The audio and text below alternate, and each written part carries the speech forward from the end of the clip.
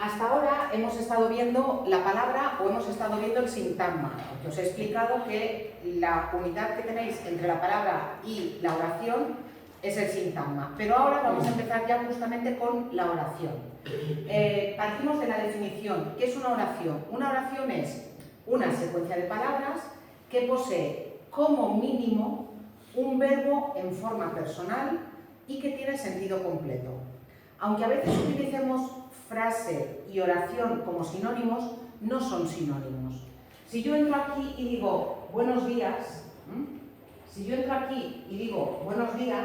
fijaos, esto tiene sentido completo, vosotros lo entendéis perfectamente, tiene una entonación propia, en la escritura hay de signos de exclamación que lo diferencian de lo que viene antes y de lo que viene después. Podría parecer una oración, pero no es una oración, es una frase. ¿Por qué es una frase? Porque para ser oración necesitamos, como mínimo, un verbo en forma personal. Si yo entro y digo, os deseo buenos días, aquí ya tengo una oración. ¿Por qué tengo una oración? Porque tengo un verbo en forma personal. ¿Qué significa un verbo en forma personal? Que no me vale ni un infinitivo, ni un gerundio, ni un participio, como verbo principal. Si yo digo, por ejemplo, estudiando mucho o estudiando mucho todos los días, eso no es una oración, porque estudiando no es un verbo en forma personal. Necesitaría después otro verbo. Estudiando mucho todos los días, aprobarás. Eso ya sí que sería una oración. ¿Vale? Por tanto, la oración sería, repito, el conjunto de palabras que tiene sentido completo, que tiene como verbo, como mínimo, un verbo en forma personal, que en la escritura va separada por puntos. Si yo os doy un texto y os digo, separa las oraciones del texto, no tenéis nada más que ver dónde tenéis un punto. Y donde tengáis un punto, ahí tenéis una oración. Por tanto, vais a tener tantas oraciones como puntos tengáis, Cuando hablamos, no está tan claro dónde empieza y dónde termina una oración, pero nos ayuda la entonación. Si yo digo, por ejemplo, pero nos ayuda, vosotros veis que ahí no he terminado. Pero si digo, nos ayuda la entonación, bajo lo que se llama la curva melódica y ahí veis que he terminado esa oración. Por tanto, esa sería la definición de la oración. Cuando hablamos de la oración, hablamos de que la oración tiene lo que se llaman dos constituyentes inmediatos, que vendrían a ser las partes principales de la oración. La oración en general, porque luego veremos que hay algunas oraciones que no tienen sujeto, lo veremos, pero la oración en general parte de esta estructura. Una oración es la suma de un sujeto más un predicado. Esta es la definición desde el punto de vista funcional de la oración. Es la suma de un sujeto más un predicado. Ahora veremos que hay algunas oraciones que no tienen sujeto. Por tanto, sí que os vais a encontrar con oraciones que son solamente de predicado. Pero la estructura básica es oración es igual a sujeto más predicado.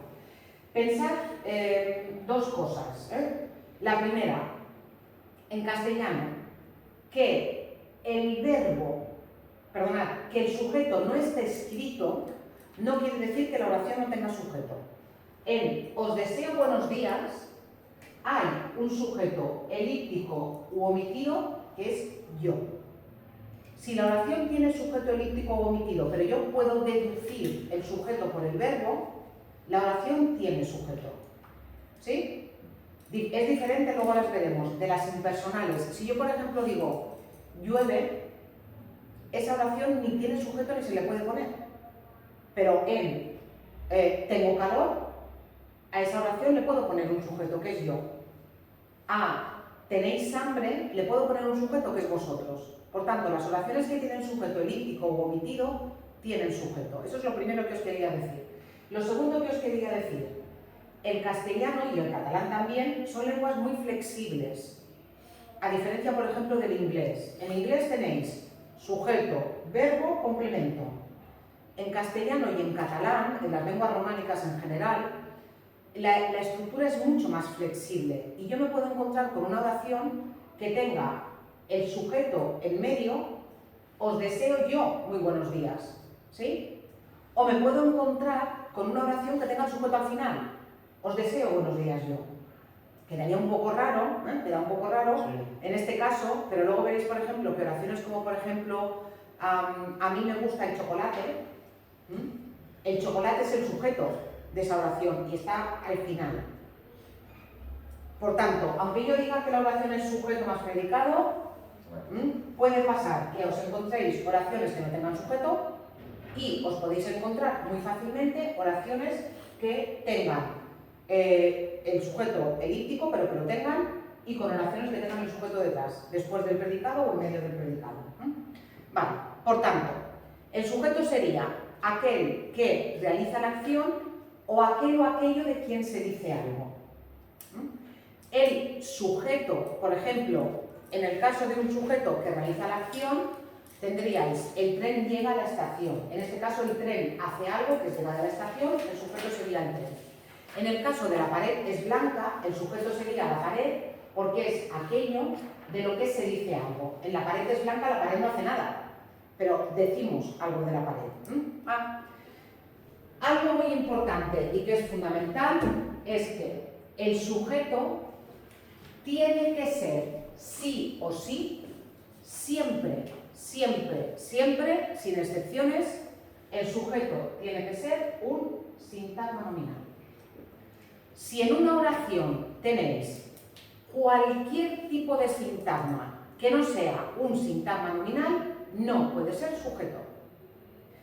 De hecho, es lo mismo decir que una oración es la suma de un sujeto más un predicado que decir que la oración es la suma de un sintagma nominal más un sintagma verbal. Porque así como el sujeto tiene que ser siempre un sintagma nominal, el predicado tiene que ser siempre un sintagma verbal. Por eso, por ejemplo, si yo digo la mesa blanca tiene 4 patas, aquí yo tengo una oración. Esta oración tiene un núcleo, que es el verbo. Por tanto, como tiene un núcleo, a partir de aquí yo lo que tengo es un sintagma verbal que realiza la función de predicado y aquí lo que tengo es un sintagma nominal que realiza la función de sujeto. Luego, este sujeto tiene un núcleo que es mesa. ¿Sí? ¿Lo veis? Es como si fuese en una oración estaría dividido en dos partes. Efectivamente, que son los constituyentes inmediatos, el sujeto y el predicado. Y repito, el sujeto tiene que ser siempre, no falla, el sujeto tiene que ser siempre un sintagma nominal.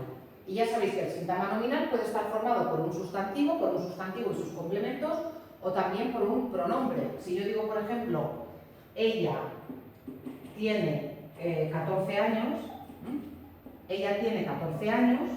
aquí me encontraría con que esto vuelve a ser el sintagma nominal sujeto, en este caso también formado por un núcleo, porque el pronombre sería como si fuera un sustantivo, lo sabéis, y esto volvería a ser el sintagma verbal en función del predicado.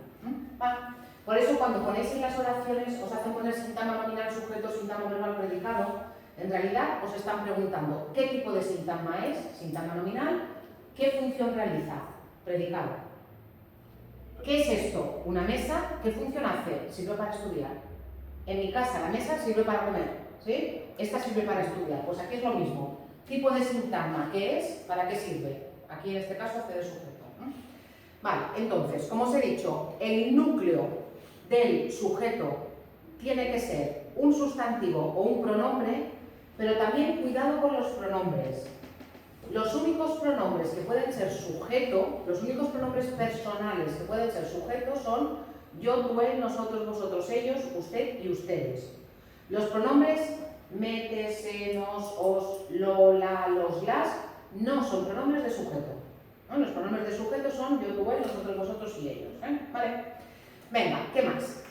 Como os he dicho, las oraciones que tienen sujeto elíptico u omitido tienen sujeto, y lo que se hace es que si yo os digo, o en un examen o en cualquier ejercicio os dicen indica cuál es el sujeto de esta oración, y tenéis una oración como por ejemplo salís de clase a la 1, lo que hacéis es que entre paréntesis o entre corchetes ponéis vosotros o vosotras y eso sería el sujeto. Pero repito, si tienen sujeto elíptico o omitido, tienen sujeto. Ahora bien, hay unas oraciones que son estos casos que tenéis a continuación, ¿sí? Hay unas oraciones que ni tienen sujeto ni lo pueden llevar. Voy a quitar este ejemplo de aquí. Hay oraciones que ni tienen sujeto ni lo pueden llevar. Estas oraciones que tienen solamente predicado, es decir, que tienen solamente un sintagma verbal, estas oraciones se llaman impersonales. Son oraciones impersonales y son básicamente de los tipos que tenéis a continuación, de los que hablaremos luego.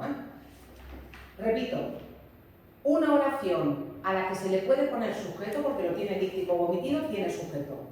Una oración a la que no le puedo poner sujeto es una oración impersonal. Y en este caso me encontraría, para empezar, con verbos meteorológicos. Si yo digo, por ejemplo, nieva en la sierra, a nieva no le puedo poner sujeto. No puedo decir él nieva, yo nievo. No le puedo poner sujeto, ¿sí? Nieva en la sierra es una oración impersonal. No tiene sujeto ni se le puede poner. Oraciones con el verbo haber y sus variantes. Hay 2 coches en la calle, hay un coche, hay 5 alumnos en clase, hubo un problema ayer, habrá accidentes próximamente, ¿sí? Ese tipo de oraciones con el verbo haber de esa manera, nos encontramos también que son impersonales. Ni tienen sujeto ni lo pueden llevar. Más casos de oraciones impersonales. La forma del verbo hacer, ahí sobre las comillas, hacer y sus variantes, cuidado. Si yo digo, por ejemplo, yo hago la comida o hago la comida, ahí sí que tiene sujeto. Pero si yo digo, por ejemplo, hace frío o hace calor, o hace 2 años, ahí esas oraciones también son impersonales. No es él hace frío o él hace calor. Y finalmente, también me encuentro con oraciones impersonales, oraciones que empiezan con se, pero cuidado, que no tienen sujeto, porque luego veremos que hay oraciones con se que tienen sujeto. Si yo, por ejemplo, digo, el niño se lava, eso tiene sujeto, que es el niño. Pero si yo digo, se vive bien en Mallorca, esa oración no tiene sujeto ni se le puede poner. Yo no puedo decir, él se vive bien en Mallorca. Puedo decir, él vive bien en Mallorca. Pero ese se impide que aparezca el sujeto y por tanto sería una oración impersonal. ¿De acuerdo? Básicamente, repito, oraciones con verbos meteorológicos, oraciones con estas formas de haber y hacer, hace calor, hay 2 coches, y después las oraciones con el se del tipo se vive bien en Mallorca, que ni tienen sujeto ni lo pueden llevar. ¿Sí? Vale, como os he dicho, el predicado sería aquel del que se dice algo en la oración, ¿vale? Y ahora, también os he dicho que el núcleo del predicado es un verbo, y ahora vamos a cómo reconozco los sujetos. Y aquí está el meollo de la cuestión. Dime, sí, claro. Porque la frase nieva en la sierra, yo diría que la Sí. sierra sería el sujeto. No. Ya, pero ¿por qué? Mira, muy bien, muy fácil. En la sierra es un sintagma. Tú, él, no lo puedes separar en este caso de la sierra. En la sierra, esto es una unidad de sentido. Lo que hemos dicho antes que era un sintagma, un conjunto de palabras que tienen una relación entre sí, que realizan una función determinada y que tienen una unidad de sentido. De hecho, tú no puedes cortar esto porque en la sierra es lo mismo que allí. ¿Vale? Entonces, ¿qué tienes aquí? Tienes un sintagma preposicional. Y un sintagma preposicional no puede ser nunca sujeto. Porque el sujeto tiene que ser siempre un sintagma nominal. Si tuvierais nieva en la sierra mucho tampoco puede ser sujeto, porque mucho es un adverbio y por tanto sería un sintagma adverbial. Y un sintagma adverbial tampoco puede ser sujeto. Sí, cuidado, que este es el meollo. Aquí viene lo importante. Por eso os he insistido tanto y os voy a insistir en que el sujeto tiene que ser siempre un sintagma nominal. Cualquier otro grupo de palabras que no sea un sintagma nominal no puede ser sujeto. Un sintagma adjetival, un sintagma preposicional, un sintagma verbal, un sintagma adverbial no pueden ser sujetos. El sujeto tiene que ser un sintagma nominal, ¿vale?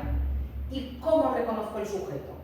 Hay una forma chapucera que yo no os recomiendo nunca porque falla en la mayoría de los casos y sobre todo falla en los casos que yo os voy a poner el día del examen. Y ahora os pongo un ejemplo. A ver, ¿cómo reconozco el sujeto? Esto lo tenéis claro, ¿verdad? Forma chapucera. Forma chapucera esta de... Venga, ¿quién me la dice? ¿Cómo se reconoce el sujeto? Preguntando. Vale, preguntando en el verbo ¿qué? ¿Quién no? Vale, venga, muy bien, muy bien. No, muy mal, muy mal. A mí me gustan...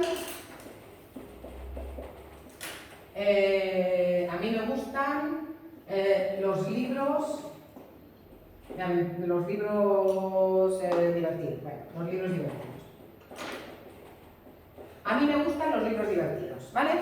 Y entonces, oración, voy a buscar el verbo os gustan, venga, muy bien. Y ahora, sistema chapucero que falla, ya os lo digo, le pregunto al verbo ¿quién?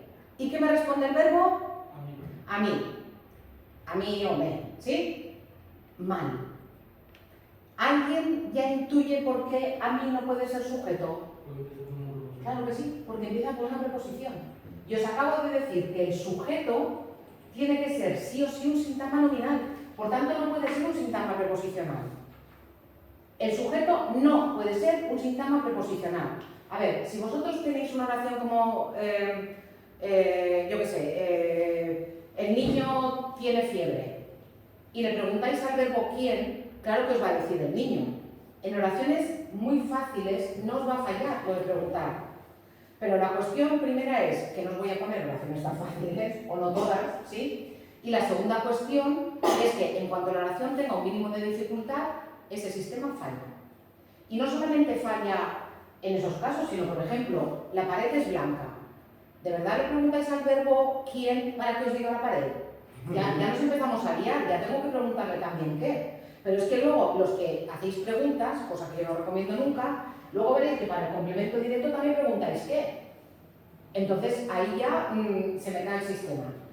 Yo os voy a enseñar cómo reconocer el sujeto sin preguntarle al verbo quién, que es algo fundamental. No le preguntéis al verbo. Entonces, lo primero que tenéis que hacer es buscar el verbo. Si tenéis un verbo en plural, gustan es tercera persona del plural, la regla básica es que el sujeto y el verbo concuerden en número. Significa que si yo tengo un verbo en plural, tengo que tener un sujeto en plural. Porque de hecho el sujeto es lo que me cambia cuando cambio el verbo de número. Ahora lo veréis. Por tanto, ya tenemos dos requisitos. Primero, tengo que buscar un sintagma nominal. Y segundo, en este caso tengo que buscar un sintagma nominal que esté en plural. A mí no me vale, porque es un sintagma preposicional. Y tampoco me vale porque mi está en singular. Y yo necesito un sujeto en plural. ¿Me vale me? No. Primero, porque está en singular y yo tengo un verbo en plural. Segundo, porque os he dicho que yo, tú, nosotros, vosotros y ellos pueden ser pronombres de sujeto, pero me no. Tampoco me vale. ¿Tengo aquí algo que sea un sintagma nominal y que esté en plural? Vale, ¿qué tengo aquí que está en plural y que es un sintagma nominal? ¿Cuál es el sujeto de esta oración? Los libros divertidos. Vale, y ahora se nos desmonta todo el edificio ese de le pregunto al verbo quién No.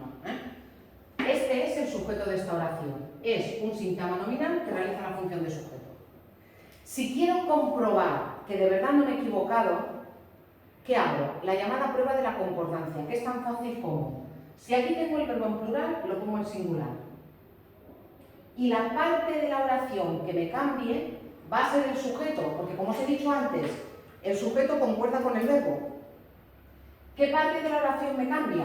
A mí y me se queda perfectamente igual. A mí me gusta, ¿puedo decir a mí me gustan los libros divertidos? ¿Qué voy a decir? A mí me gusta el libro divertido. A mí me gusta el libro divertido. Por tanto, fijaos que esto de aquí, el a mí y el me, no me ha cambiado. Pero la parte de la oración que me ha cambiado obligatoriamente cuando he cambiado el verbo de número ha sido esta. Por tanto, sigue siendo el sintagma nominal sujeto. Esto es lo que se llama la prueba de la concordancia. Esto es para comprobar que lo habéis hecho bien. Por tanto, repito, fijaos, cuando tengo que reconocer el sujeto y el predicado, lo que tengo que hacer es seguir una serie de pasos. Y en ningún caso preguntarle quién al verbo. Lo primero que tengo que hacer es localizar el verbo. Una vez tengo el verbo, tengo que localizar el sujeto. ¿Y cómo localizo el sujeto? Cuidadín, porque además el sujeto, os he puesto esta oración con mucha trampa, Primero, porque normalmente estamos acostumbrados a que el sujeto esté delante. Segundo, porque aquí le pregunto quién y me dice a mí, ¿sí?